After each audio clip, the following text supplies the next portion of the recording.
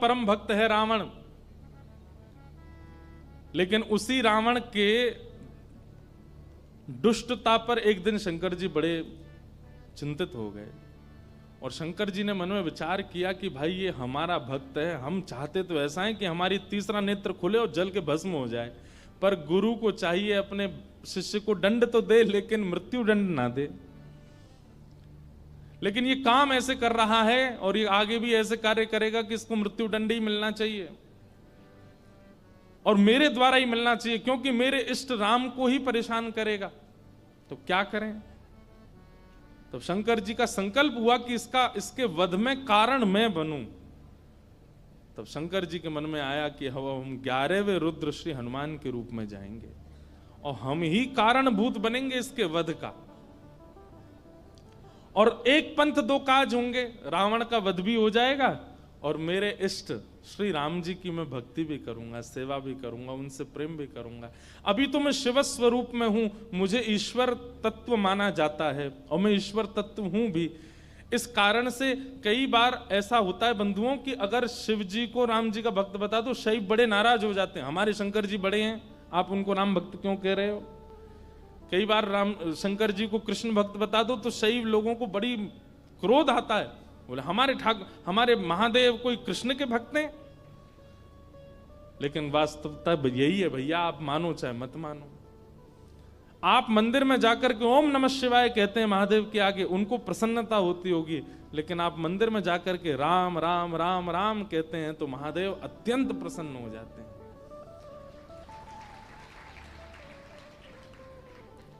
सहस्त्र नाम तत्तुल्यम राम नाम वरानने। हजारों बार कोई राम नाम कहता है तब राम नाम को सुनने के लिए महादेव स्वयं प्रकट हो जाते हैं। कृष्ण नाम सुनकर के स्वयं प्रकट हो जाते हैं महादेव। तो महादेव ने विचार किया कि मेरे इष्ट की सेवा भी हो जाए और ये दुष्ट रावण का वध भी कारण मैं बनूं।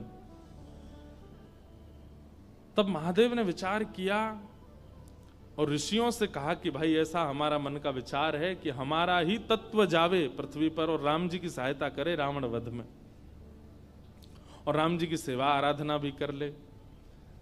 तब ऋषियों ने कहा महाराज, इस धराधाम पर पृथ्वी पर आपके तेज को धारण करने की सामर्थ्य किसी स्त्री में नहीं है, कौन धारण करेगा। तब ब्रह्म लोक की एक अप्सरा थी, उनका नाम था कुंजस्थला। उन्होंने एक ऋषि का उपहास किया, बहुत ध्यान से सुनिएगा, और उस उपहास के कारण ऋषि ने उनको शाप दे दिया कि तुम बानरी हो जाओ। इतनी जोर से हंस रही हो संतों के ऊपर। एक बात बता दें आपको, जो संत ऋषि महंत भक्त वक्ता वैष्णवों के ऊपर या उनकी भक्ति के ऊपर हंसी करते हैं, उनको ही बानर बनना पड़ता है अगले जन्म में। इसलिए कभी किसी भक्त की हंसी मत करना। तो कुंजस्थला को शाप दे दिया, बोले जाओ तुम बानरी बन जाओ। लेकिन क्रोधापि देवेन वरेण तुल्यम, बड़े लोगों का क्रोध वरदान के समान होता है। वो क्रोध में श्राप तो होता है पर उसमें वरदान भी होता है। कुंजस्थला अंजनी मैया के रूप में पृथ्वी पर प्रकट हुए और आपका विवाह बानर राज केसरी जी के साथ में हुआ। पर केसरी जी को भी शाप लगा हुआ था, ऋषियों ने श्राप दे रखा था कि आपकी कोई संतान नहीं होगी। कैसे संभव हो। और तभी महादेव ने मन बनाया कि भाई हमारा अंश स्वरूप पृथ्वी पर आवे। तो महादेव की नित्य आराधना करती थी अंजनी मैया। ऋषियों ने अंजनी मैया को चुना, बोले यही हैं जो महादेव के तेज को, महादेव के बल को, महादेव के जो आत्म तत्व है उसको भीतर स्वीकार कर सके। इनका तप अद्भुत है। और क्यों ना हो, विवाह के उपरांत भी ब्रह्मचारिणी थी अंजनी मैया। बहुत ध्यान से सुनिएगा। एक दिन पर्वत पर बैठ करके अंजनी मैया महादेव की उपासना कर रही थी, तभी उनको स्पर्श का अनुभव हुआ। तुरंत अंजनी मैया ने नेत्र खोल करके कहा, मैं शाप दे दूंगी, कौन है, मेरा स्पर्श करने की हिम्मत किसने की? तभी पवन देव प्रकट हो गए और पवन देव ने कहा कि मां मुझे क्षमा करें, पर मेरा स्पर्श का अधिकार सबको है, मैं सबको स्पर्श कर सकता हूं, मेरा स्पर्श अपवित्र नहीं होता। इस पृथ्वी पर चींटी से लेकर के हाथी तक कोई भी नहीं है जो मेरे स्पर्श से वंचित रहता हो, इसलिए आप बिल्कुल मुझे शापित मत कीजिए, मेरा स्पर्श करने का अधिकार तो सबको है। अंजनी मैया बोली, तो फिर मेरा विशेष स्पर्श क्यों किया आपने? तब उन्होंने पूरी बात बताई। बोले कि मां, महादेव की इच्छा है कि उनका तत्व प्रकट हो। मोहिनी रूप को देख करके महादेव इतने प्रसन्न हो गए कि प्रेमाश्रु के साथ उनका समस्त बल पृथ्वी पर झरने लगा, जिसके रूप में पृथ्वी पर विविध रत्न प्रकट हो गए, हीरे, सोने, चांदी, ये सब महादेव के प्रेमाश्रु से प्रकट हुए हैं। और उन्हीं प्रेमाश्रुओं को कई ऋषियों ने अपने अपने प्रेम पुटों में धारण किया। उन्हीं में से एक बिंदु मुझे प्राप्त हुआ और मुझे ऋषियों की आज्ञा हुई कि मैं आपके अंदर उसको व्यवस्थित कर दूं, ताकि महादेव का जो 11वां रुद्र स्वरूप है वो आपसे प्रकट हो। इसलिए मैंने आपके स्पर्श करके आपके कर्ण पुट से महादेव का वह योग बल आपके भीतर व्यवस्थित किया है। अब आप जल्दी ही एक दिव्य भक्त, दिव्य बलवंत और दिव्य श्रेष्ठ बालक को जन्म देंगे। कितने पिताजी हनुमान जी के? पवन पुत्र, शंकर सुवन और केसरी नंदन। पवन देव के वे पुत्र हैं। हनुमान जी के शंकर, अब यहां पर ऋषियों का, संतों का शंकर स्वयं केसरी नंदन, शंकर स्वयं ही आए हैं और शंकर सुवन यानी कि उनके पुत्र हैं। किसी का भाव ऐसा भी है कि भाई स्वयं शंकर जी के पुत्र कैसे हो सकते हैं, स्वयं शंकर जी आए तो इसलिए शंकर स्वयं केसरी नंदन। अब जो भी बात हो, इसका विवाद तो बड़े लोग ही करते रहे, हम तो बालक हैं, हम तो जैसा मिले गाते रहेंगे, आनंद करें सब। 3 पिताजी हैं।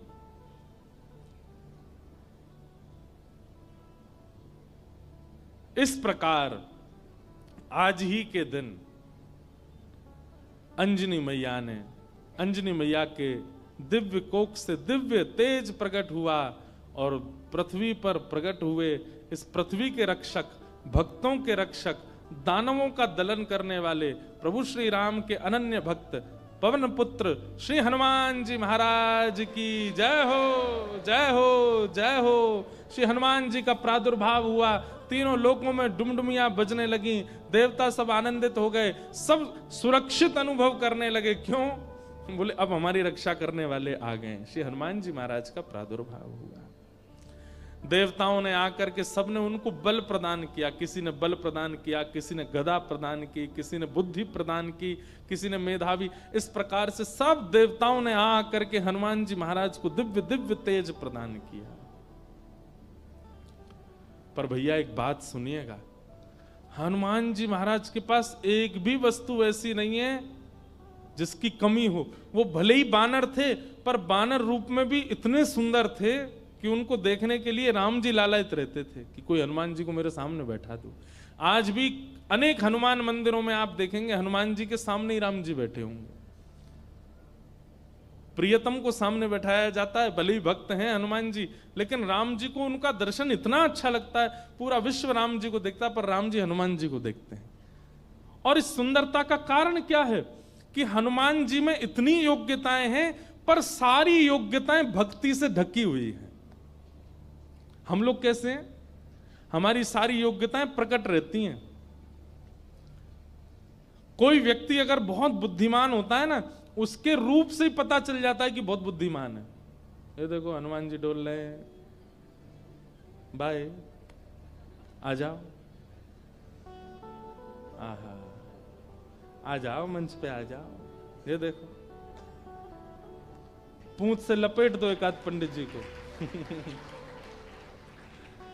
अनंत बलवंत श्री हनुमान जी महाराज की। यहाँ बैठ जाओ आगे, ये स्पीकर के आगे बैठ जाओ। हाँ बैठ जाओ। हनुमान जी बेचारे दांत नहीं है इनके, बैठ जाओ। खड़े रहोगे थक जाओगे। हे हनुमान जी बैठ जाओ, पूंछ संभाल के। गदा नीचे धर दो, गदा नीचे रख दो, थक जाओगे। बस ऐसी कथा सुनते रहो। बोलो हनुमान जी महाराज की जय। तो हनुमान चालीसा करके ही जाना सब लोग, उससे पहले मत चले जाना। हम लास्ट में ही करेंगे कि आप चले नहीं जाओ। आपसे पहले तो हमको जाना है। पर तो क्या बता रहा था मैं? हाँ, हनुमान जी में सारे गुण हैं। अष्ट सिद्ध नवनिधि के दाता, असवर दीन जानकी माता। अष्ट सिद्ध नवनिधि के दाता। अष्ट सिद्धियां हैं, नवनिधियां हैं। महाराज हम पे तो एक सिद्धि आ जाए, सिद्धि नहीं भी आवे तो हम लोग फूले नहीं समाते। उन पे तो 8 सिद्धियां हैं, 9 निधियां। पर फिर भी हनुमान जी महाराज इतने दीन कैसे? भक्ति। किसी का ज्ञान प्रधान होता है, किसी का स्वरूप प्रधान होता है, किसी की योग्यताएं प्रधान होती है, पर हनुमान जी महाराज ने सबको गौड़ करके अपने भक्ति को प्रधान रखा है। अच्छा एक बात बताएं, हनुमान जी का एक गुण है, बहुत ध्यान से सुनिएगा। हम सब में कोई योग्यता आ जाती है, जैसे किसी को गाना आ जाए, किसी को बजाना आ जाए, किसी को नाचना आ जाए, तो अपने उस गुण के स्वामी हम खुद बन जाते हैं। जो भी गुण है हमारे अंदर, उस गुण के स्वामी कौन है? हम खुद बन जाते हैं। पर हनुमान जी ने अपने सारे गुणों का स्वामी राम जी को बना दिया। मेरे अंदर बल भी है तो राम जी की कृपा, मेरे अंदर बुद्धि भी है तो राम जी की कृपा, मेरे अंदर योग्यताएं भी हैं तो राम जी की कृपा। मैं सब जानता हूं पर अपने मन से कुछ नहीं करूंगा। राम जी कहेंगे तो ही करने जाऊंगा, तो ही करूंगा। पर हम लोग कैसे हैं? सारे गुणों को, सारी श्रेष्ठताओं को अपने ऊपर ले लेते हैं। इसलिए हम लोगों का उससे कल्याण नहीं होता, उससे कहीं ना कहीं हमारा मन विक्षिप्त रहता है। एक लीला सुना करके फिर हनुमान चालीसा गाते हैं। ठाकुर जी भी आ गए हैं। जैसे किसी की विदाई होती है तो कोई बहुत रोता है ना, तो उसको अंदर कमरे में ले जाके समझाते हैं। ऐसे बेचारे के समझा बुझा के लाए, बोले फिर आएंगे कोल्हापुर में, फिर भक्त चरित्र होगा, आप चल दो, ऐसे मत करो।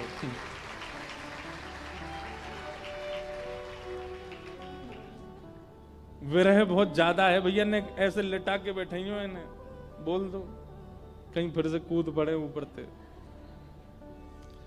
तो एक लीला सुनिए, सब लोग इधर देखो, उसके बाद हम कथा विश्राम करेंगे। हनुमान जी लौट रहे थे लंका से, पुष्पक विमान में राम जी के साथ बैठे थे। तो राम जी जगह जगह दिखाते जा रहे थे जानकी जी को।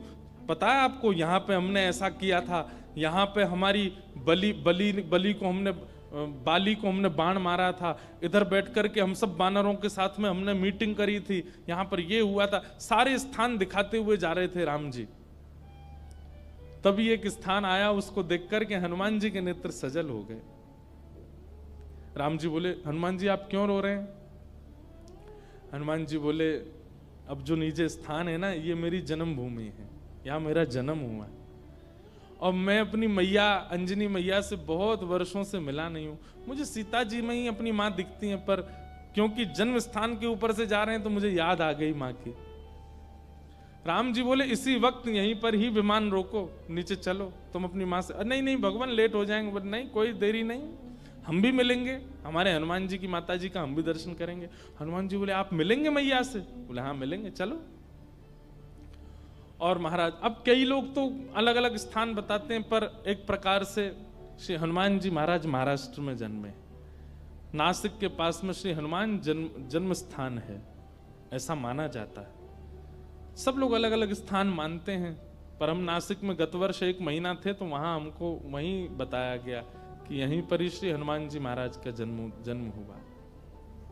दंडक वन, दंडकारन वन, और लगता भी है वहां स्थान पर, ऐसा प्रतीत भी होता है कि हनुमान जी यहीं जन्मे होंगे। तो वहां पहुंचे और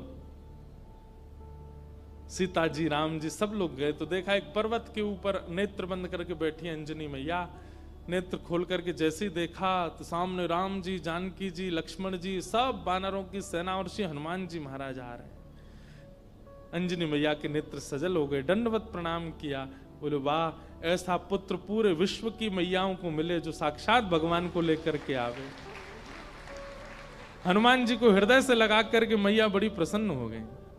अरे मेरे लाल, अरे मेरे सुत, खूब पुचकारने लगी। वो प्रेम देख करके सबके नेत्र सजल हो गए। कितना प्रेम कर, हनुमान जी इतने बलवान हैं लेकिन मैया को देख करके बालवत हो गए, छोटे से लाला बन गए। जैसे एक लाला अपनी माँ के वक्ष पर ऐसे सिर रगड़ता है और माँ के गोद में बैठ जाता है, माँ के ऊपर चढ़ जाता है, ऐसे हनुमान जी चढ़ गए अपनी मैया के ऊपर।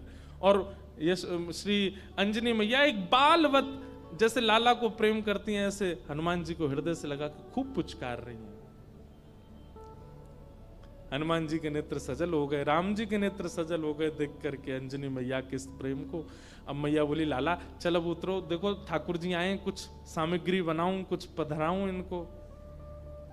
सामग्री सिद्ध की अंजनी मैया ने, राम जी को अपने हाथ से भोजन पवाया। हनुमान जी आज इतने प्रसन्न हैं कि मेरी जन्मभूमि पर राम जी आए हैं। देखो हनुमान जी का एक गुण देखा आपने, हनुमान जी ने जिद नहीं की राम जी से कि मेरे घर चलो, राम जी खुद गए। यही होना चाहिए एक भक्त का स्वरूप, अपने गुरु से, अपने आचार्य की, उनकी इच्छा है जहां वहां चलो, अपनी इच्छा से नहीं।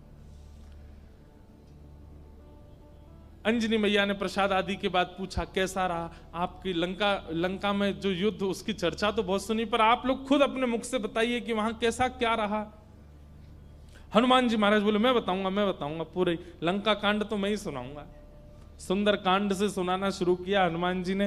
बोले ऐसे ऐसे भगवान ने कहा पता करके आओ, और मैया मैं उड़ करके गया और जाकर के मैंने वहां पर फिर लंका जला दी, सीता जी से मिल के आए, फिर हम वापस आए, राम जी से आकर के हमने निवेदन किया, पूरी बानर सेना लेके फिर हमने सेतु बनाया, सेतु बना करके वहां गए, वहां पर लक्ष्मण भैया को शक्ति लग गई, तो फिर मैं हिमालय पर जाके पर्वत लेके आया, अंजनी संजीवनी बूटी दी गई, आदि आदि पूरी कथा सुनाने लगे। सब तो प्रसन्न, लेकिन अंजनी मैया बिल्कुल प्रसन्न नहीं थी। सीता जी ने कहा मां, श्री हनुमान जी के इस ऐश्वर्य को सुनकर के आपको प्रसन्नता नहीं हुई? अंजनी मैया बोली मुझे बिल्कुल प्रसन्नता नहीं है, बल्कि मुझे तो संशय हो रहा है हनुमान के ऊपर। बोले क्यों? बोले हनुमान के होते हुए भी राम जी को इतना परिश्रम क्यों करना पड़ा? ये मेरा पुत्र हनुमान है, इसकी परवरिश ऐसी हुई है, इसका लालन पालन ऐसा हुआ है कि ये अकेला चाहे तो अपने एक बाम पाद प्रहार से पूरी लंका को रसातल में भेज सकता था। इसके रहते हुए सेतु बनाना पड़ा, लक्ष्मण भैया को शक्ति लगी, वैद्य बुलाने पड़े, इतने दिन तक युद्ध होता रहा, अहि रावण की यहाँ ठाकुर जी को जाकर के रहना पड़ा, और ना जाने क्या क्या। ये सब सुनकर के मेरा मन बहुत विचलित हो रहा है। मुझे लग रहा है कि हनुमान तुम्हारे रहते हुए राम जी को इतना श्रम करना क्यों पड़ा? अरे तुम्हारे लिए तो बाएं हाथ का खेल है, तुम जाकर के पूरी लंका का नष्ट करके रावण को रसातल में फेंक करके सीता जी को कंधे पे बैठा करके ले आते तुम। इतना श्रम करने की आवश्यकता ही नहीं थी, करना क्यों पड़ा? तो ये बात सुनकर के और तो किसी के मन में नहीं, पर लक्ष्मण जी के मन में थोड़ा सा आया कि मैया को कुछ ज्यादा ही बल का मान है कि बहुत ज्यादा बलवान है। अरे ठीक है, हनुमान जी हो गई लीला पूरी, अब इतना क्रोध क्यों कर रही है बेचारी उन पे? अंजनी मैया समझ गई लक्ष्मण जी अभी समझ नहीं रहे कि मैं क्या कहना चाह रही हूं। तभी अंजनी मैया एक दूर पर्वत पर गई और वहां पर्वत पर जाकर के हनुमान जी को टकटकी लगा के देखने लगी। तो हनुमान जी को देखते देखते अंजनी मैया के चित्त में वात्सल्य उमड़ा और वही वात्सल्य उनके पयोधर से दुग्ध बन करके बहने लगा। एक बूंद दुग्ध की पयोधर से निकल करके जैसे ही उस पर्वत खंड पर गिरी, पर्वत बीच से विदीर्ण हो गया, ज्वालामुखी प्रकट हो गई, काले काले बादल आकाश में छा गए, पृथ्वी डामाडोल हो गई। लक्ष्मण लाल जी बोले ये क्या था? तो अंजनी मैया बोली ये अंजनी के पयोधर के दुग्ध के एक बिंदु का ये असर है। जिस बिंदु को पृथ्वी और ये पर्वत नहीं सहन कर पाते, उस बिंदु, उस दुग्ध में पला बड़ा है हनुमान। उसको अपने गर्भ में धारण किया हनुमान ने। अंजनी के दूध को गर्भ में धारण करने की सामर्थ्य किसी की नहीं है। जीवन पर्यंत विवाहिता होते हुए भी, बालक होते हुए भी ब्रह्मचारिणी है अंजनी मैया। उनके दुग्ध को पिया है हनुमान ने, और उसके रहते हुए, इतना बलवंत होते हुए भी ये सब करना पड़ा। तब अंत में राम जी उठे, बोले मैया आप हनुमान जी के बल पर किसी को संशय नहीं है, किसी को शक नहीं है, पर हनुमान जी में एक गुण है क्या कि वे अपने बल को अपना नहीं मानते, वो मेरा मानते। वे चाहें तो जाकर के रावण को मार सकते थे, लेकिन वहां भी चिंतन कर रहे थे राम की आज्ञा नहीं है मुझे। वे चाहते तो पूरी लंका को जला नहीं, रसातल में फेंक देते, उठा करके उखाड़ करके। हनुमान जी महाराज ने, एक कथा आती है कि रावण की सेना में चिरंजीवी सेना भी थी रावण की, मतलब उनको कोई मार ही नहीं सकता, उन्होंने अमृत पिया रखा था, वो मरेंगे ही नहीं, चाहे उनको सुदर्शन चक्र काट दे, चाहे उनको गदा से मार दिया जाए, उनकी मृत्यु नहीं हो सकती। जब वे अजर अमर योद्धा लड़ने के लिए हनुमान जी से आए तो हनुमान जी बोले क्या करें, ये मरने वाले तो है नहीं। तो हनुमान जी ने अपनी पूंछ पर लपेट करके इतनी वेग से उनको आकाश के ऊपर भेजा कि जहां गुरुत्वाकर्षण, पृथ्वी का गुरुत्वाकर्षण होता है ना, कोई भी चीज ऊपर फेंको नीचे गिरती है, तो कुछ समय बाद गुरुत्वाकर्षण खत्म हो जाता है। हनुमान जी ने उन सबरे चिरंजीवी योद्धाओं को अपनी पूंछ में लपेट करके इतनी जोर से ऊपर फेंका कि गुरुत्वाकर्षण की सीमा से ऊपर चले गए। आज तक आकाश में ही घूम रहे हैं वे लोग, लौट के नहीं आ पाए पृथ्वी पर। तो श्री हनुमान जी महाराज के बल में किसी को संशय नहीं है, पर राम जी कहते हैं तब प्रताप रघुनाथ, वो अपने प्रत्येक बल को मेरा प्रताप मानते हैं। मेरी आज्ञा नहीं थी रावण को मारने की, मेरी आज्ञा नहीं थी लंका को रसातल में फेंकने की। अगर आज्ञा होती तो ये सब करने की आवश्यकता नहीं थी। अकेला हनुमान जाकर के सब क्रिया कर सकता था, लेकिन आप सौभाग्यशाली हैं मैया, आपका लाला इतना बलवंत, इतना बुद्धिवंत, इतना योग्य होते हुए भी मेरे अधीन रहता है, अपने योग्यता को नहीं मानता। तब अंजनी मैया प्रसन्न हुई, हनुमान जी को हृदय से लगाया। ऐसे श्री हनुमान जी महाराज हैं। आइए सब लोग बड़े प्रेम और भाव से बिल्कुल हनुमान जी का चिंतन अपने मन में कीजिए